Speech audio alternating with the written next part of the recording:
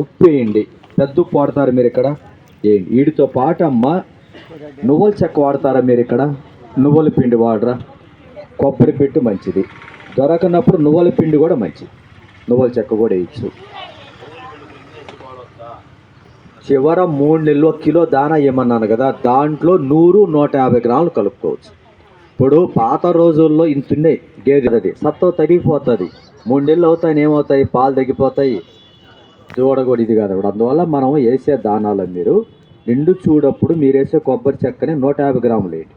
ఈయన తర్వాత అయితే 250 గ్రాములు తగ్గించు, కాలికి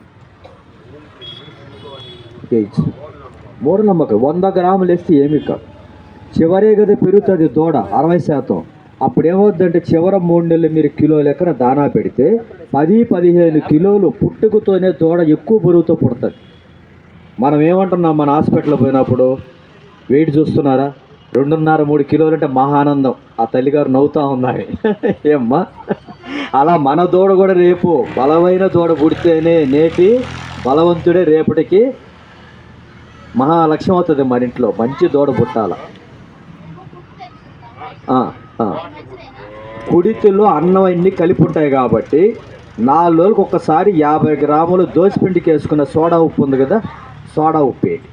కొన్ని ఎగజేపేస్తూ ఉంటాయి, పాలు తీసినా మళ్ళీ వస్తుంటాయి. ఎందుకంటే మాకు అనుభవంలో హోటల్ సంబంధించిన కుడితి ఎక్కువ తాగినంతా కూడా అన్నం కూడా కలిసి ఉంటుంది. ఇడ్లీలు మిగిలిపోయినా దాంట్లో వేస్తుంటారు.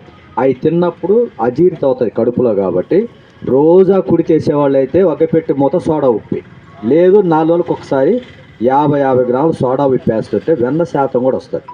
ఈ మినరల్ మిక్చర్ మీకు ఇస్తారు నమూనాగా. ఈ మార్కెట్లో కూడా డాక్టర్ గారు చెప్తారు మీకు. అవి మీ దగ్గర పెట్టుకొని పడ్డలకైతే 1 అగ్గిపెట్టి మూత, పెద్దోటికి 2 అగ్గిపెట్టి మూతలు వేసారంటే వెన్న శాతం వస్తుంది, తిరగట్టవు, మాయ శుభ్రంగా పడిపోతాయి, తర్వాత తొందరగా మళ్ళీ ఎదకొస్తాయి. ఈయన తర్వాత చేయండి. తర్వాత దూడలను కూడా మీరు ఎలిపాల ముందు వేస్తూ ఉంటారు. 3 నెలలు, 4 నెలలు, 6 నెలల వరకు వేయండి. ఒకే డోసు వేయద్దు. 10 ml వేస్తే 10 వేయకూడదు. దూడ రోజు పెరిగే కొద్ది 15 ml, 20 ml. మూతి చిక్కాలు పెడతారు ఇక్కడ. మాకు వచ్చిన కంప్లైంట్స్ అంతా మా ఏరియాలో మట్టి తినేస్తాయి, తెల్ల విరోచనాలు వస్తుంటాయి. ఖచ్చితంగా మూతికి చిక్కాలు అలవాటు చేయండి. దూడ కట్టేసే ప్రదేశం కూడా శుభ్రంగా ఉండాలి. మన దగ్గర బ్లీచింగ్ పౌడర్ ఉంటుంది, ముగ్గు సున్నం ఉంటుంది. 3 వంతులు ముగ్గు సున్నం పార్ట్ బ్లీచింగ్ కలిపి పెట్టుకోండి. కొట్టా మొత్తం కొట్టేసేయండి. శుభ్రత ముఖ్యం. నీళ్లు కూడా జల్దారి నీళ్లు, డ్రైనేజ్ నీళ్లు తాగకూడదు. దూడలకి శుభ్రమైన నీళ్లు పెట్టాలి. తెల్లటి విరోచనాలు వచ్చింటే మీరే చూస్తుంటారు. మనుషులకి ఎట్లా అతిసారో మనం చనిపోతూ ఉంటాయి వెంటనే. ఇవన్నీ కూడా రాకుండా కాపాడుకోవాలి. ₹1,00,000 మీ చేతిలో పెడుతున్నాం మేము.